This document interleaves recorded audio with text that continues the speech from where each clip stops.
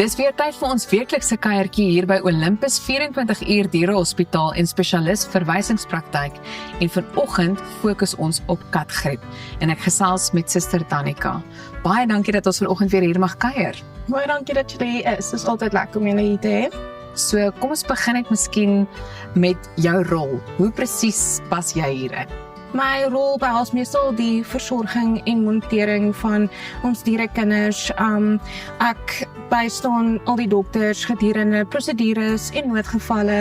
Ek maak net regtig seker dat alle kritieke pasiënte baie mooi nog gekyk word. My rol is regtig grootliks vir terlopende hoëgehalte sorg vir ons diere, dat ons regtig net niks mis nie, dat hulle die beste versorging en kry wat hulle nodig het. So katgriep, wat is dit en hoe gevaarlik is dit vir ons dierekinders?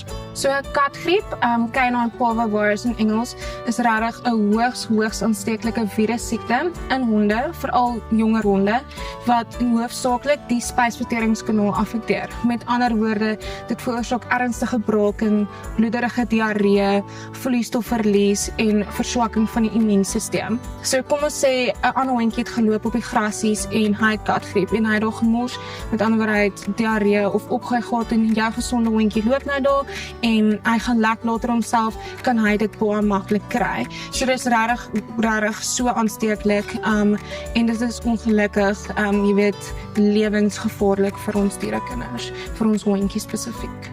En hoe word dit gediagnoseer en is die siekte behandelbaar? So katgriep word gediagnoseer deur 'n kombinasie van kliniese tekens, pasiëntgeskiedenis en wat ons noem 'n snaptoets. So wat ons doen is ons gebruik 'n fecal sample en dan gebruik ons 'n device en dit jy weet identifiseer dan die antigeen en dit is hoe ons nou definitief weet jou hondjie het katgriep. Wat is die prognose vir 'n hondjie wat positief toets? Dit is ongelukkig 'n moeilike vraag om te beantwoord, want daar is verskeie faktore wat in ag geneem moet word. Byvoorbeeld, hoe oud is die hondjie? Hoe jonger hulle is, hoe slegter is die prognose ongelukkig? Het hulle al enige inentings gehad van tevore? Wat se ras hondjie dit is? Alles hang af van verskeie faktore, maar dit is vir my ook hulle gemoed, as ek dit so kan stel, want baie keer as hulle opgegee het, dan is die battle, het ons klaar die battle verloor. Dis hoekom ek baie erg is eintlik daarop dat as iemand 'n hondjie by ons, jy weet, of enige plek in katgriep in die hospitaal het, moet hulle kom kuier, want net hulle ouers daar gee hulle net vir hulle daai hoopstootjie om te wil om verder te wil leef, as ek dit so kan sê. Anders as hulle moet opgee, dan is dit ongelukkig klaar verby. Nou kan ouer hondjies ook hierdie siekte kry.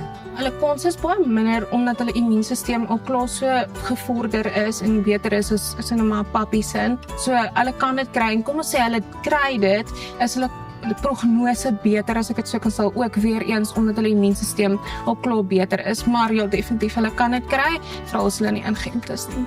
Watter voorsorgmaatreëls kan ons tref om seker te maak dat ons hondjies nie katgriep kry nie? Inentings. En ek kyk nou vir die kamera, want dit is regtig so noodsaaklik vir my dat mense moet verstaan hoe belangrik dit is om jou hondjie in te spuit. So ons sê vir pappies van 6 weke, dan weer op 9 weke, dan op 12 weke, moet hulle al 3 inspuitings kry om vir hulle goeie immuniteit te gee, sodat hulle dit nie kan kry nie. So hulle kan blootgestel word, maar die kans wat hulle kan kry is regtig dan baie laag. Daar's 'n nuwe produk op die mark, DP, wat ons van 4 weke oud kan inspuit. En jy moet nog steeds dan op 6, 9 en 12 weke kry, maar dit help net 'n bietjie van 'n voorsprongetjie van die 4 weke tot die 6 weke merkies uit. So dis regtig so belangrik, net om hulle daai ekstra beskerming te gee.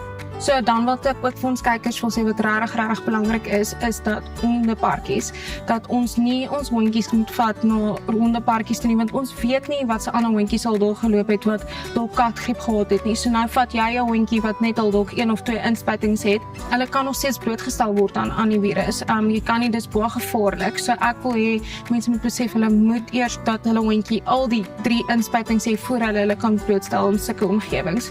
Maar dan kom die probleem, daar's 'n baie fyn lyn, want ons wil hê ons pappies met social skills hê. Hulle moet soos gewoond raak aan onbekende mense, onbekende honde. So wat ek vir mense sal voorstel is puppy classes, want dit is meestal gecontroleerd. Kom ons sê jy het al 'n hondjie gehad wat katgriep het. Hulle moet asseblief verstaan dat katgriep bly baie lank in die omgewing vir maande. Hulle moet skoonmaak. Ek sê 'n baie maklike ding, 'n huishoudelike produk is bleach. Maak jou vloere skoon, maak alles skoon met dit en ewen op jou gras kan jy gebluste kalk gebruik. Net om seker te maak jy maak die virus dood, want dit help nie jy kry dan vir jou 'n nuwe pappie en dan word dit weer blootgestel daaraan nie. So dis regtig belangrik, mense moet verstaan dat dit so belangrik is om mooi skoon te maak, nie net jou hondjie neer te sit op enige plek nie, maar belangrikste vir my is inentings en ek hoop ek het nou my punt deurgekry na mense net om te verstaan hoe belangrik dit is. Nou hierdie is 'n baie ernstige siekte wat voorkom kan word, maar indien jy enige ander vrae het, besoek gerus olympus24hourvet.com.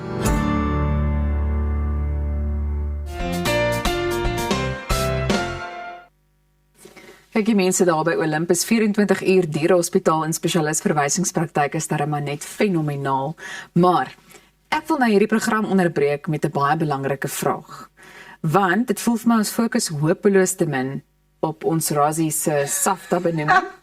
Nee. Ja, ek sit dan nou op die spot hier.